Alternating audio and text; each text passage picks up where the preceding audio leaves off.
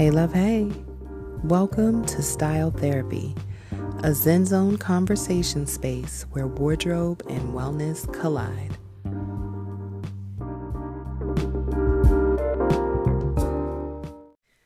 Happy 2023. It's official. It's the new year. It's now January the 3rd, and I am still in nesting mode, and that's okay. I don't have any intentions of hitting the ground running this month. I am absolutely in a space of just organization and cleansing and purging, prioritizing as well, because ain't nobody got time to be stressed the fuck out. And I feel like when you start the year off with all of this momentum and amped up energy, it just is easier to fizzle out toward the back end of the year. So I wanted to use this episode to take some time to review some reflections of 2022, slow down a little bit, tune in. I got some sad news from a good friend this morning that her husband passed away. So I'm sending her love and asking that y'all send up some prayers for her and her family. It's a whole thing out here in these streets, y'all. So we have to be gentle with ourselves. And this is just a part of my practice, just easing into the new year, making sure that I'm pacing myself for the progress and productivity that this new season will bring. All right, so in good style therapy form, I am wearing, I don't even know what I would call this, but it is a striped, it's not a muumuu, it's kind of like a kaftan feel. I got it from Dubai, from the souk marketplace. I love it. The blue is beautiful. It's trimmed in like a pretty metallic kind of golden color. It comes to my feet. Not quite a deep V plunging neckline, although I would love it because I love to show a little tit with my layering necklaces. And I have on a head wrap, something simple, sitting at my desk, no shoes on, feeling very eat, pray, love-ish, but very much in a Zen zone, very much in deep reflection for 2022. So I wanted to share with you a few things that I've accomplished, so that hopefully that'll encourage you to do the same. It's never too late to reflect. It's never too early to dream. 2022 was cool. Yeah, it was cool. I'm trying to think and scan over in my brain as if there was any kind of a theme that I can pick out readily. And I think for me, 2022 was about solidifying my roots and amplifying my voice. As a child who was somewhat disconnected from her emotions, it took me a long time to figure my shit out, mainly because a lot of folks around me were disconnected from their emotions, using words like, I'm fine, when you ask if you're okay. Instead of really taking true inventory of how you feel, those were some of my former practices, just surviving. But now as I've stepped into this new frame of thinking and taking care of myself, I know that fuck that. I have to check in with myself and tune in and really be honest. Like, am I really feeling this? Am I going along with the emotions? Am I just, kind of flowing with the rest of the folks? And that's not going to work for me because ultimately I feel it on the back end when I don't honor myself. So this year was 2022, was all about solidifying my roots and amplifying my voice. I was able to make more time for family adventures, which was dope. We took the little one to Disney World. That was awesome.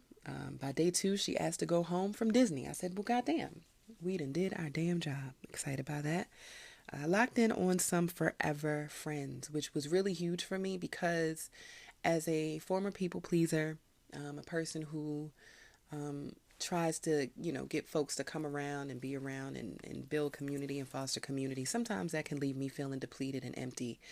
Especially if I'm the one that's constantly kind of extending that olive branch and reaching out and sending the text messages like spirit checks. And I recognize that people get tired and weary and just, sometimes they just don't have the capacity to send a quick little text message. But I try to, when someone comes across my mind, I try to send them a message because I feel like that's God's way of telling me to go check up on them. So I do that. So if you're listening to this and you've ever received a little text message from me saying that you've moonwalked across my mind, you are not the only one, but know that I love you for real in real life. But I needed to find some folks, or I wanted to be open to some folks who would do the same for me because I deserve that level of treatment as well. And while I understand that we all have our own things and shit and trials and tribulations, community and family is so important, especially the friends that you've they've kind of moved into the family space. Like, they are the folks that love you through and through because you truly get to show them who you are, versus your family is like, I mean, they've known you since forever. So they've watched you grow and evolve and so forth. And sometimes it's like your family don't give the energy that they need to give. They don't welcome you or embrace you or love you in the way that you would like or receive best. So I'm super proud of myself for being open to welcoming new forever friends, and being challenged in those spaces as well. Because I get on my own nerves, y'all. So people get on my nerves real quick, sometimes real bad. Um, but that doesn't mean that the love isn't there. It's just I'm working through my irritability sometimes. But sometimes it's just dumb, just annoys me, you know? And gratefully, my forever friends are very smart. I actually have added them to my executive thinking committee. If you don't know what that is, definitely get on top of it. But we all have shit in our brains that we just need to kind of get out. So it helps to have like a processing team, but people whose brains and processing systems that you can trust is truly vital. So shout out to my forever friends. I use my voice more. And that looked like, even if I didn't know what I needed in a moment, then saying explicitly, like, you know what? I don't know what I need right now, but I will circle back with you. There was an instance with my sir where I can't remember specifically what the issue was, but he was like, you sure you good? You all right? And I'm just like, you know what? No, I'm not okay. I don't know. I haven't continued, like, I hadn't processed fully what my feelings were, so I didn't want to categorize them just yet. But being able to even say that explicitly and know that the folks around me are like, okay, I get it. I'm gonna come back to her, double check. But it just, for me, I had to get away from the whole, I'm good, I'm fine. Just kind of like the quick pulls when folks ask you what's going on and you don't know what's going on with you, but that's just a readily available, like, I'm cool, I'm good, I'm straight. So I'm not lying to myself anymore, and I'm not lying to the people around me. And when I don't know, I say that because I don't have to have all the answers to the questions. I just need to know how to take care of myself.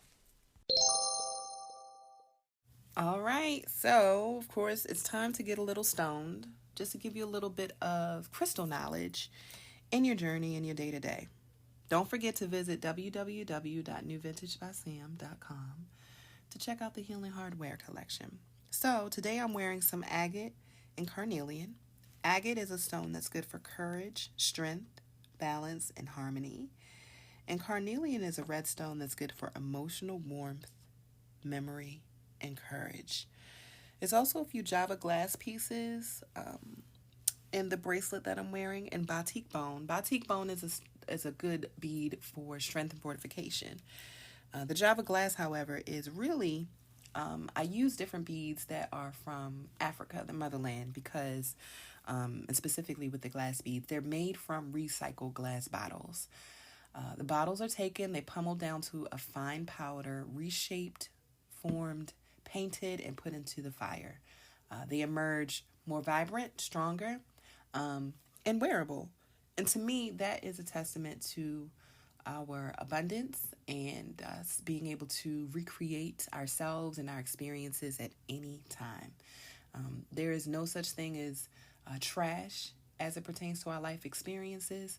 It's really about just seeing how you can take those experiences, maybe pummel them down and reshape and form them, and reframe how you think about them, so that it can help to contribute to your light. All right, let's try this again. So, if you, well, no, you're about to get a little secret right now, a little bit of tea. So, my husband and I moved in with our family about a little over a year ago. It's his side of the family, mom and stepdad, and it's a really big house. We have the whole basement to ourselves. We converted it to like this cute studio situation. One day I'll share pictures after we've moved out.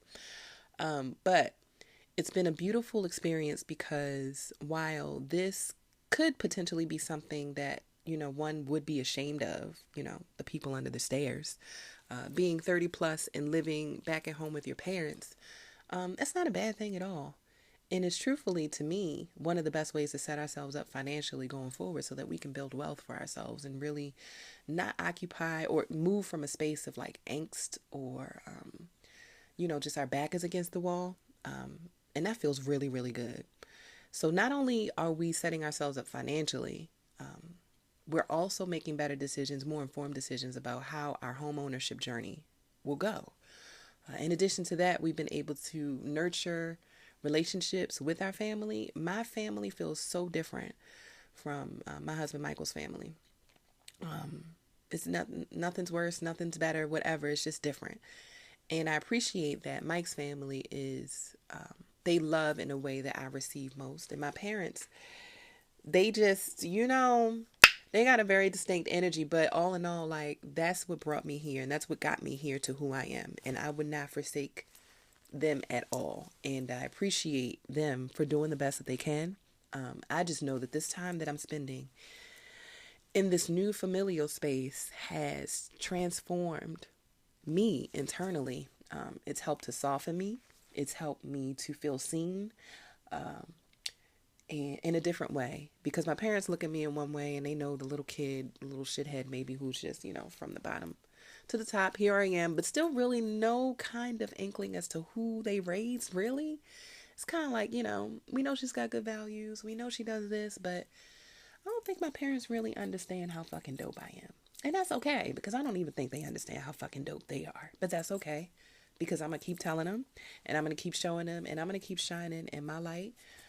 But it feels really, really, really good to have this moment in time. And even my daughter is experiencing having her aunts around her, her aunts and uncle around her, which is a great dynamic because they were just playing Bop It last night, Trouble games. Like, we had family game nights. Like, it's so beautifully gay. Like, I love it so much. Like, it's giving Black Partridge Family vibes. And I mean, my heart is just, it swoons every single time. Like, we sing, we dance. And this is something that I yearned for when I was a young girl in my parents' house. It was just me, my parents, and they were like figuring their shit out. So it was like they didn't have the time to, emotionally give me what I needed, because they were just trying to make sure fucking food was on the table and the roof was over the head. But I feel like the younger me is absolutely revived. And I know this season is super important. So I just wanted to share that with you all. All right. So back to these reflections or whatever. So I asked for help several times, and I got over my fucking fear of having to have everything figured out or feeling like things need to be perfect. Like, fuck that. Perfection is it's a scam. Like, it really is a scam. For me, it's been about just doing the best that I can. And a good friend of mine, Angel, says, start now and perfect later. And that to me is like, it was genius. It's genius. It's a way to get out of your own head, out of your own thinking, because so many folks are paralyzed because they don't feel like whatever it is they're putting out is perfect. But we just got to start. We just got to start and don't stop. Can't stop, won't stop. I established better boundaries with my parents. That looked like being expressive when I didn't feel like doing something or I didn't want to do something, and encouraging them to do the same. I'll give you an example. My mom's smokes cigarettes. I don't like to pour into nobody's bad habits. Well, specifically cigarettes. I'll pour you a drink and roll you something. But anyway, though. So she wanted me to stop and get her some cigarettes. But how she asked me was, can you come over here? And, if it's not out of your way, can you stop and get cigarettes? So the backstory is, in our new space in the home, we're literally 3 minutes away from my parents, my childhood home. So I don't pass any kind of gas stations. I don't pass at 7-Eleven. I don't pass shit going to the house. It's just make a left on Winers Road, make a right on the Carthage, and there we are. So I told her, like, no, I'm not stopping to get you any cigarettes, because that would be going out of the way. Oh, well. And I'm thinking in my head, like, stand your ground, stand tall. It's okay. We're not going to pour into her bad habits. We're going to just, with love, let her know that this isn't going to fly. So, for me, that's a big thing, because for a while it took a minute for me not to consider me being firm about my boundaries as disrespect or disrespecting your elders. I come from a culture of folks, it's just like, you don't push back on the elders. You listen, you follow directions, you move forward. But I recognize, like, but that don't feel good either. And then as I'm seeing some folks respond to the elders and move, it's like, I don't want to be disrespectful either. And I think that the disrespect comes in your tone and your frustration, because you're not honoring who you are and what you need for you. So there's a way to be soft and firm. So this is me flexing that muscle and also encouraging her to do the same thing. There's times when I call her and ask her if she can watch Blake, and she kind of gives me this wavering, oh, well, I was gonna, and then immediately I'm just like, nope, nope, you got stuff to do. Go ahead and handle what you're gonna, no, no, no, no, no. I'll watch her. And I said, no, because what we're not gonna do is you have to negotiate what you want to do for yourself because you want to help me out. It's okay. Take me off of the table. You're not going to die on the sword for me today. Go handle what you need to do for you.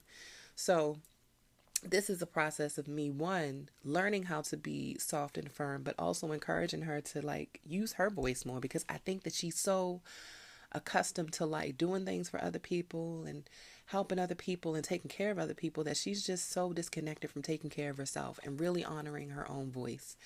And this is definitely a conversation piece for a later date, but I think largely, you know, older generations of Black folk haven't honored themselves in their true feelings and ways, and they've just kind of gone along with the motions and just did things because it's how it is, or that's what you're supposed to do, or I'm taking care of my responsibilities, but have been fucking miserable.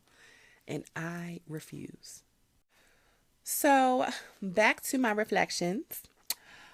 I established better boundaries with my parents, and I developed new boundaries within my work. Someone said to me the other day, oh, you're creative. I just knew you were going to use color in this, for a project that she had requested that I do and did not offer any vision for said project. And I don't think people understand, when you are a creative, there's so much shit in your brain oftentimes that if you have an idea or an expectation from a creative, just say that shit. Don't expect us to read your brain. Don't expect us to come up with this marvelous, grandiose situation and, you know, don't give us at least a starting point. It's rude. It's very rude, but also it's just, I know I've been in spaces where I've created for people and they have not provided me a vision and requested that I create that for them. I've shared the vision that I've created, and then they're like, no, I was thinking more like this. The fuck? I know you fucking lying. So why didn't you just say that from the top, from the tippy top? We could have started there with what you had in your head and then filter through and then come with something together. But you waste a lot of time, energy, and if I'm on your team, you're going to waste a lot of money by not giving me an idea first that's in your head. So that way I have at least a starting point that you already are cool with, versus me coming up with my own ideas and so forth, working, doing all the creating over here in this bubble, and I bring it over to you and all of a sudden you shoot me down. That doesn't feel good.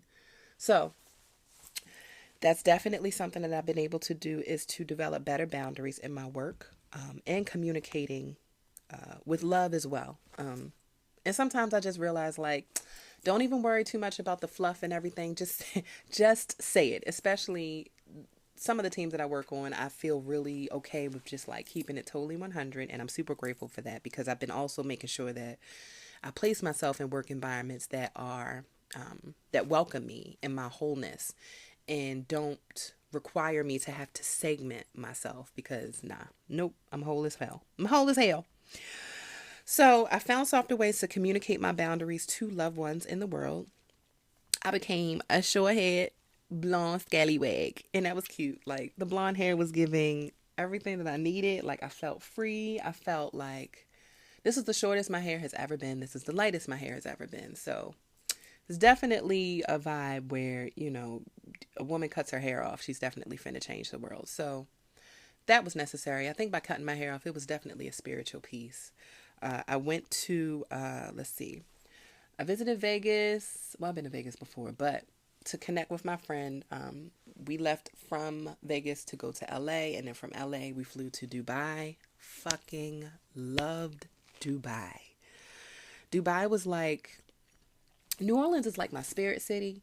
Dubai is like, I don't know, it's like my rich auntie zone. I just love the modesty of the fashion. Like, it's just being able to see how different countries and folks wear their pride is a beautiful thing. It was amazing to just, honestly, it felt good not to see any ass cheeks out. Beyond us in like the hotel room and twerking and all that other stuff. But like outside in the streets, it felt good to see women covered and still sexy and beautiful and elegant and regal. It was just a different It was just a different feeling. So I really enjoyed that. I also loved how we felt so taken care of on that trip. Like it was a group of black women, even though it wasn't a girls' trip. It was kind of giving girls' trip. But there was a point in time, it was like 4 o'clock in the morning, and we're walking from the hotel to somewhere to go get snacks. And we're like on the streets, 4 o'clock in the morning. It was, I felt safe. Like it didn't smell like trash on the streets. The alleyways didn't smell like pee. Didn't feel any kind of negativity whatsoever because of our race. Like it was phenomenal, very much phenomenal. And the fact that they just stop and actually pause for prayer, and you can see that, and it was just beautiful. Even in the malls, like beautiful, so beautiful. So, came a blonde, went to Dubai. I also went to Jamaica earlier in the year with my husband. That was really fun. Smoked all the weed. Ate good food, really good food. We were at an all-inclusive resort. So that was a fun time. Some more reflections include, all right, the list is actually pretty profound, guys. Like, I found myself just kind of like in awe as I looked back over this lengthy list. Some other things that I was able to accomplish in 2022 is I became better at identifying my own shit. And that looked like in the midst of conflict or moments that didn't feel really good, I was able to kind of like piece through like, oh, nope, that's them. Oh, nope, this is you, girl. This is all you over here. Which felt really good because it allowed me to be able to manage my energy better and funnel it toward the spaces where I needed to heal. I don't like to beat around the bush. I like to get right in there to the meat and potatoes. So being able to identify my own shit amidst everybody else's, or specifically amidst the conflict, really. It's just a way to be clearer and get to the things faster and get out of my own way. So that was really beautiful. I became more rooted in my community service efforts in Baltimore City. I did a lot of work with Be More Empowered. I've always been working with Keys and Powers, but also as a weaver, which is an initiative under the Aspen Institute. I've been able to also like connect folks who are in Baltimore City doing the work in their respective arenas. So whether you work with the youth, whether you work with adults, or just trying to transform communities, I'm definitely in the midst of that work as well, and kind of serving as a connector. Like if I see you over here doing this work and I see somebody over there doing something similar and y'all talking to the same audience, I am going to link y'all up. So that felt really great to be able to use my social equity for good. I also was a guest on a few different podcasts, the How Did We Get Here podcast and the School of Healing podcast. I started my own podcast, Hey Style Therapy. I hired a virtual assistant, also fired a virtual assistant. And that mainly was because, it was cool to start, but I recognized like, no, you got to be clearer about your own stuff, girl. Like you got to understand what you need so that you can delegate clearly. Clarity is so key all across the board to success. Clarity within, clarity in your work, clarity at home, all of the ways. So after firing her, I recognized like, oh, like you have to do the work so that you can set yourself up for a win. So I've been taking some time to really put together some systems and think through all of the things that I can delegate that don't require me to be so hands-on, and also create information or little guides or what have you, reference pieces that my virtual assistant or anyone else who kind of comes into the fold of my business can help with, because it's growing. It's growing real good, real bad. I published a book, Trust in Motherhood. I also started dance classes. I love to dance. One thing about me, I'm a wiggle. I'm going to move these feet. I did a segment on Be More Lifestyle TV. I hosted a style swap event at the Cube to promote sustainability and style. And the style swap event was dope because basically it was encouraging folks to just come out and bring their gently worn items that are still quality, that could still be used in outfits, and bring them to a space and let's have conversation about them, but let's also trade and or you can make purchases or what have you. So that was dope. I was a speaker at the Lifestyle Design Summit. I hosted a style crawl with Lane Bryant. I spoke at the One Fierce Woman conference. I was a host of the She's Well Networked event, a few of them actually. I became more active within the Girl Scouts for my baby girl. That's a huge win because, let me tell you something. Them Girl Scouts women be giving dry boots, okay? It's like Sister Mary Clarence where, I don't know. What y'all doing? Why y'all still doing this old ass shit? They need to make some changes to that, but we working on it. We getting some brown girls in the space and into some leadership roles there so that the culture can be changed. But in the meantime, also recognizing like Girl Scouts was founded by who it was founded by. So also understanding like different organizations like Be More Empowered in Baltimore City, specifically speaking to Black women and Black girls. That's why I do a lot of the work with them, because my baby needs a community and I need community as well.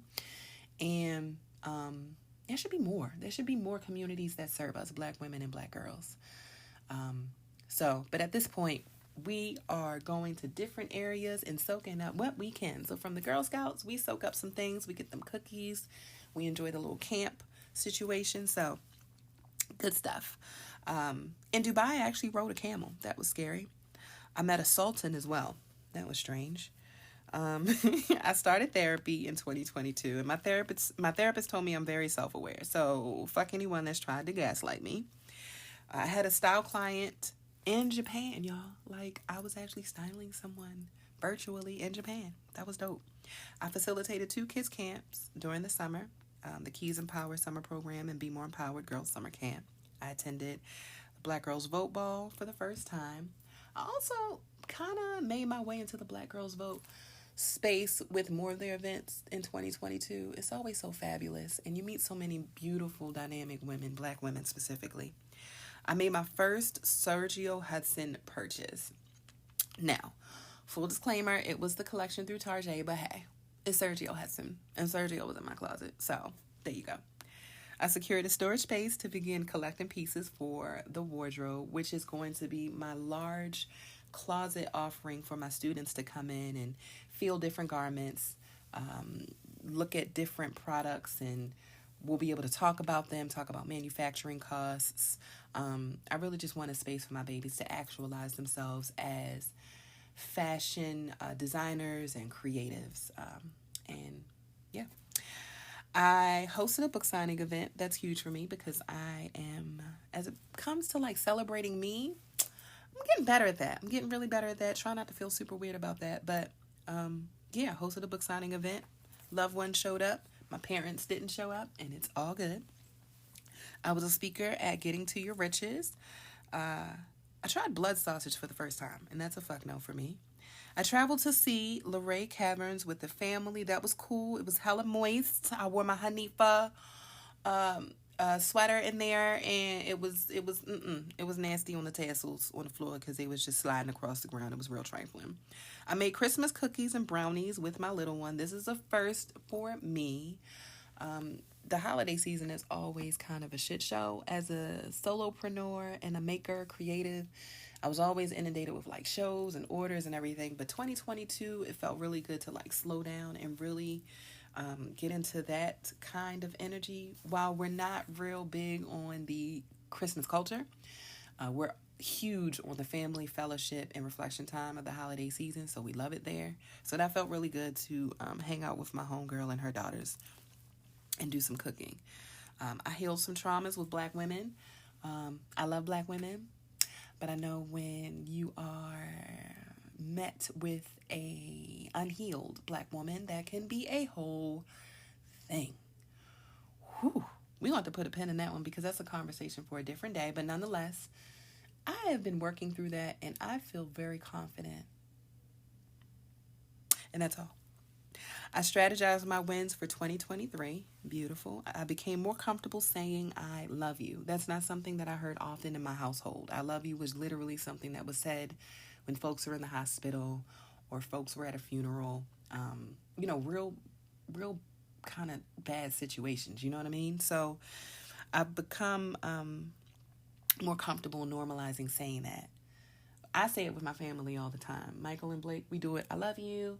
A family hug, all of that. So it's like, that's a G code for us. But with my friends, I've been becoming more comfortable saying that. And even with my parents, because I didn't hear from them and that's not a culture that they created, I'm working that muscle. I said no hella times. Felt really good. I found a new nail girl. Perfect. Karen is amazing and she has blue hair. She's awesome. And I can't tell you where she is, okay? I became more open to receiving nurturing masculine energy.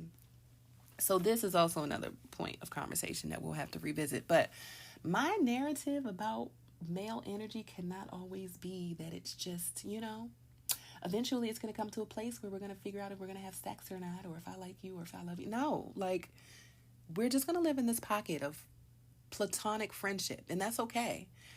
I even told my husband, like, I need you to understand I am open to being nurtured and loved on by other black men, not just you. And that doesn't mean like in a sexual sense. That literally just means that I think we deserve to be friends to one another. I think we deserve to take care of one another without the expectation that something sexual is going to happen on the back end. And the example that I kind of painted to him so that he could see where I was and be disarmed, because I can understand how hearing that can be a little weird.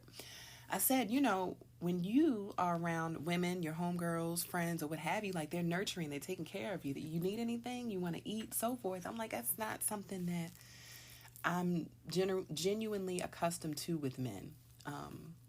So that's something that I'm opening myself up to, is just to allow myself to become closer to my male cousins and to nurture those relationships, and even the men that I feel safe with that's in my community.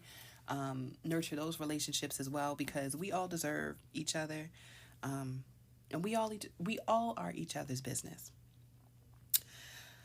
So that was a lot for 2022. I attended my 20-year class reunion. Damn, woo, that was a lot. I became more open to embracing my masculine energy as well, which is huge for me. There's some things that I just don't resonate with when I'm around other women, and I just see how they show up and respond, and it doesn't click for me. I absolutely feel closer to that masculine energy, but it's like the feminine outskirts, you know what I mean? Like, it's like masculine energy with a dash of feminine vibes, like, I love to look sexy and beautiful and show my skin and be soft, but I'm also like, close the deal. This doesn't make sense. I teeter between those lines. And it's a beautiful thing, because both of those dynamics within me allows me to show up in the world a different way. And that's through my style. That's how I talk. That's how I process things. And I love it. I love me so fucking much. And I'm just super excited that 2022 has helped me to connect with myself in an even deeper way.